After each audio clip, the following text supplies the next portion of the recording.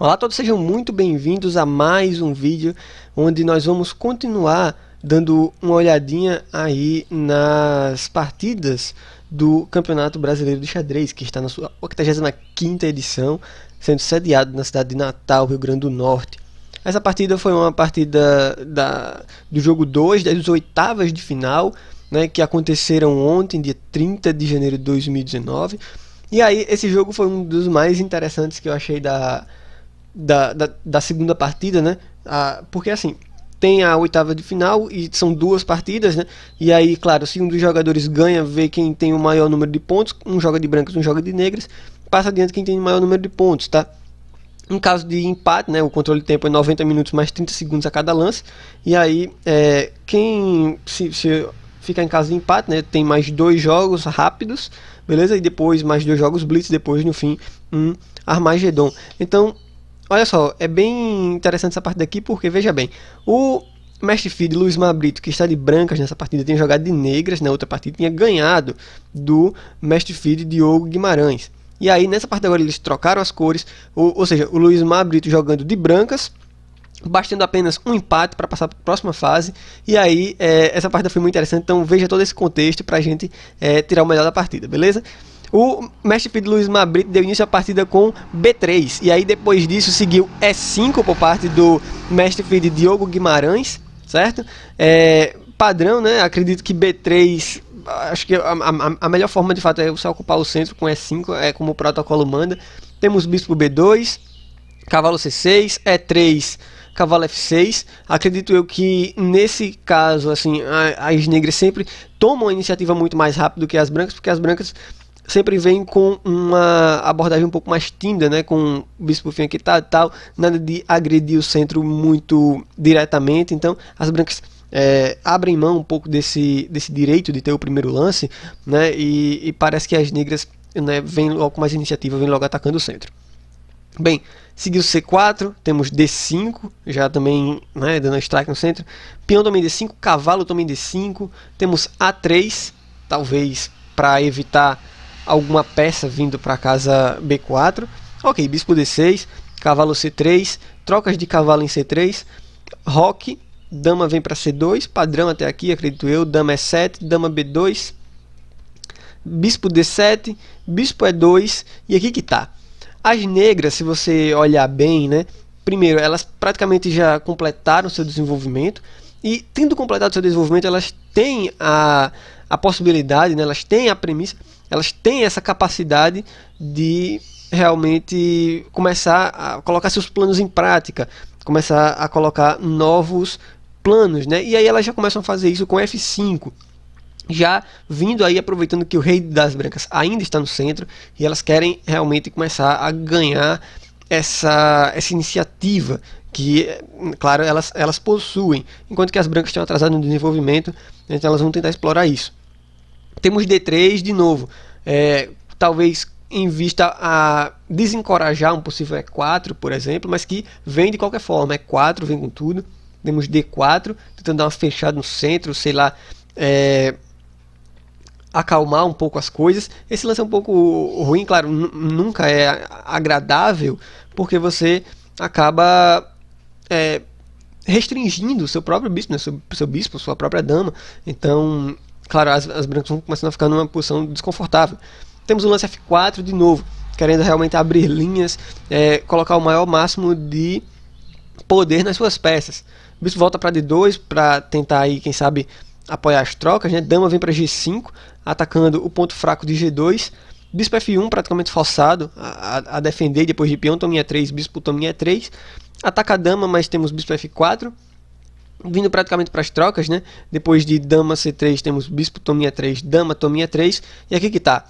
O ponto é que, devido ao fato de que o rei das brancas está numa posição central, essas três peças aqui, né, o bispo, o cavalo e a torre da ala do rei, não tem desenvolvimento nenhum até agora, inclusive até a própria casa F3 está sendo tomada, impedindo que o cavalo, por exemplo, desenvolva, ganhando um tempo em cima da dama. Então tudo isso contribui para que as negras tenham uma vantagem decisiva já logo de cara, né, tendo completado seu desenvolvimento no peão central muito interessante. Então as negras têm tudo para, quem sabe, até liderar um ataque contra o rei das brancas. Dama A5 foi o modo, e de fato o modo correto de prosseguir. Aqui que tá. Agora, talvez menos pior, né? A gente não pode dizer que é totalmente correto, mas menos pior fosse bloquear com Dama D2, tá? Seguido de Dama D2, seguido de Dama toma, né? Rei toma, deixando o rei no centro. Bispo E6, por exemplo, atacando B3, se algo do tipo Rei C3. Torre pode tomar o peão em F2, acredito que seja a linha mais... A melhor linha para as brancas, né? A melhor das piores, vamos assim dizer, porque a situação das brancas realmente não é boa depois de Dama 5 cheque. O mestre filho Luiz Mabrito acabou seguindo com Rei D1, né? Saindo desse cheque, foi talvez a melhor forma ali que ele encontrou na hora. E aí as negras decidiram seguir com cavalo tome D4, meio que sacrificando, entre aspas, um cavalo em troca da iniciativa, em troca realmente do ataque, né?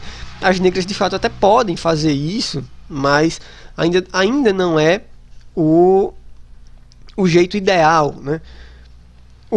Talvez a melhor coisa fosse jogar de novo Bispo E6, atacando o peão em B3, né? E aí depois de, sei lá, Rei C2 defendendo, por exemplo, Torre de AD8 garantindo esse ataque muito forte, trazendo a última peça que faltava praticamente no ataque, né? Atacando justamente esse peão de D4, depois de algo do tipo cavalo E2, sei lá, tentando defender, cavalo B4 e aí ganhar qualidade, né, aqui embaixo. Seria o menos pior, seria uma forma boa de continuar, né? Contudo, todavia, entretanto, o mestre filho Diogo Guimarães decidiu jogar com o cavalo toma em D4, não necessariamente totalmente ruim, né? Não tem problema nenhum. Seguiu dama toma em D4. E aqui que tá, as negras estão vencendo, tá? Contudo, fica um pouco mais sutil. A vitória fica um pouco mais sutil. Agora, Bispo E6 não funciona. Foi o que seguiu na partida. Né? O Diogo Guimarães, mestre filho, jogou o Bispo E6. Não funciona agora, atacando o B3. O modo correto de seguir é, de fato, você trazer essa torre aqui para casa D8, por exemplo, né? E aí as brancas podem continuar, tem várias formas de seguir, mas uma linha, por exemplo, mais ou menos isso, B4, né? Atacando a dama. Se a dama vem para H5 com cheque, por exemplo, aí pode voltar para E1. Bispo A4, não só atacando a descoberta na dama, mas também tirando aí algumas casas fundamentais, né, do rei das brancas, por exemplo. Se dama C4 cheque, o rei pode vir para H8, dama pode voltar para C1 para já na defesa. E3, agora simplesmente quebra tudo, né, ali na justamente para tirar essa defesa, né, do rei das brancas. Depois de F3, por exemplo, dama pode vir para G5.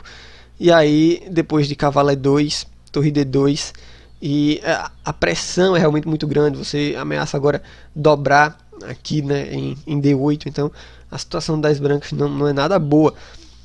Contudo, Bispo E6 mantém, né, permite que as brancas tentem buscar a igualdade, permite, né, as brancas levarem para linhas de empate. Contudo, devido talvez à pressão ali no tempo, aquela coisa toda, talvez a complexidade das linhas a se analisar, fez com que o mestre filho Luiz Mabrito jogasse Rei C2, que de fato deixa as negras numa posição favorável. De novo, é um erro, né, jogar Rei C2.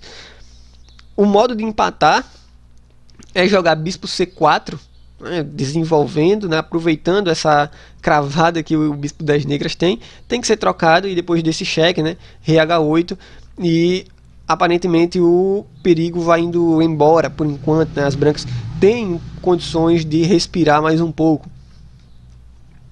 Contudo, depois de Bispo E6 seguir o Rei C2, isso permite que as negras de fato continuem com um ataque vencedor, com torre de AD8, agora sim, perfeito o tempo, né? Dama tem que vir para casa E3, torre D6 é uma forma de seguir, né, para a vitória. A ideia é jogar torre C6 no próximo lance. Depois de torre D1, por exemplo, seguiu dama toma em A3, que também é uma das linhas vencedoras. Tá? Outra linha vencedora é jogar torre toma em D1, por exemplo, depois de rei toma em D1, torre D8 cheque, trazendo a última peça, rei E2, torre D3, atacando a dama, depois de B4, contra-atacando, a dama pode sair para A4, se dama C1, por exemplo, talvez até tentando impedir, por exemplo, esse lance aqui, né? Dama C2, mas simplesmente torre toma em A3. E aí tem muitas ameaças agora, né? Ameaça de, por exemplo, você jogar torre A2, seguido de vários outros lances, né? Tem esse bispo aqui pronto também para vir para o ataque. Então, é muito complicado. É uma das formas de vencer. O mestre Diogo Guimarães seguiu com dama tome A3, também não tem nada errado com esse lance, também totalmente vencedor, né? Ameaçando aqui agora várias coisas, como por exemplo, torre aqui, tirando essa dama, né, da defesa de B3, por exemplo. Enfim, são muitas ideias. Seguiu torre tome em D6, evitando um pouco essa linha, né? Depois de peão tome em D6, o rei veio para casa B1, mas depois de torre C8, cavalo E2, bispo toma o peão em B3, cavalo C3, tentando, sei lá, pegar para linhas de defesa, algo do tipo. As negras ainda estão vencendo essa posição, né? Contudo, depois de bispo F7, não. Depois de bispo F7 foi um erro assim. Preste muita atenção, porque esse final é interessante. E foi por isso que eu decidi trazer essa partida pra gente. Depois de bispo F7, você faz assim... Cara, bispo F7, assim, voltou, né? Talvez justamente pra, sei lá... Quem sabe vir pra um sacrifício aqui e tal, jogar Rei A2 e tal, mas... Veja, bispo F7 tem uma linha e uma única linha, né? Uma linha e uma única linha que de fato permite que as brancas empatem esse jogo, né? Ou que o jogo assim tenda para o empate. Porque veja, as negras têm uma peça a menos, né? As negras, na verdade, não é uma peça a menos, uma peça por 3 peões. Então, de certa forma, em termos de material, o jogo está praticamente empatado, beleza? Contudo, depois de bispo F7, né, parece que as negras estão vencendo e tal. O mestre filho de Luiz Mar simplesmente achou que as negras estavam vencendo, que tinha um ataque muito forte e tal, principalmente devido ao fato desse cavalo não poder sair, né, sendo atacado pela torre e pela dama agora. Mas, contudo, esse cavalo pode sair daí sim, esse cavalo pode ser salvo, e tem uma linha que realmente leva à igualdade. O lance é cavalo D5, né? Talvez o mestre Fede, assim, ali na pressão, não tenha calculado muito bem essa linha, não tenha nem dado esperança, mas de fato leva ao empate. É uma coisa bem interessante, né? Pra gente ver que a gente não se desesperar nas nossas partidas mesmo, pra gente não se desesperar e tentar, quem sabe, até lutar até o fim, né? Cavalo D5 garante o empate, garante mesmo, né? É totalmente garantido, porque primeiro, olha só, quando você sai desse lance, se o bispo tomar o cavalo, né, a dama toma a dama em A3. Então, já vê logo que você não pode tomar esse cavalo aí, né? Não pode tomar com o bispo. E claro, se você trocar as damas, por exemplo, né? Se você trocar as damas, simplesmente o cavalo volta tomando em E3, certo? E aí você tá com completas condições de lutar realmente pelo empate, né? Agora você tem um cavalo por 3 peões, dá pra lutar. Não é uma condição assim totalmente difícil de lutar por um empate, beleza? Então cavalo D5. Sei lá, vamos jogar dama 5. A dama sai. A dama saiu aqui, quem sabe, né, só pra evitar essa troca de damas, buscando aí, sei lá, alguns cheques aqui. Dama 5. O pulo do gato é cavalo E7 com cheque. Beleza? Cavalo E7 com cheque ganha a torre, que é bem óbvio. E aqui as negras têm que ser forçadas a empatar. Por quê? Porque agora é um cavalo e uma torre por 3 peões. Então tem que ser forçado a empatar com dama 2 e ficar dando cheques perpétuos até ser forçado esse empate. Não tem como as brancas fugirem desses cheques perpétuos. E é muito interessante, né? Muito interessante mesmo. Acredito eu que dá até para recuperar algumas peças depois aqui de repente. Mas de fato o cheque perpétuo deve ser a melhor alternativa para segurar o empate. E aí, no mínimo interessante, né? No mínimo interessante, algumas lições da partida. Acredito eu que bastante ressaltar a importância de se lutar até o final, não subestimar, né, as possibilidades de empate, por exemplo. E aí, o mestre de Luiz Mar acabou perdendo depois, inclusive no desempate, né? No desempate nas partidas rápidas, ele acabou perdendo as 2 partidas. E aí, uma viradinha do mestre Diogo Guimarães, que acabou eliminando o Luiz Mar. Mas enfim, acontece, são coisas do tipo e só o resto é aprendizado, né? Me conta nos comentários se você gostou dessa partida. Se você gostou, se inscreve no canal, clique em gostei e fica atento para não perder nenhum dos nossos vídeos, que tá com tudo aí, beleza? Forte abraço e a gente se vê muito em breve. Até a próxima.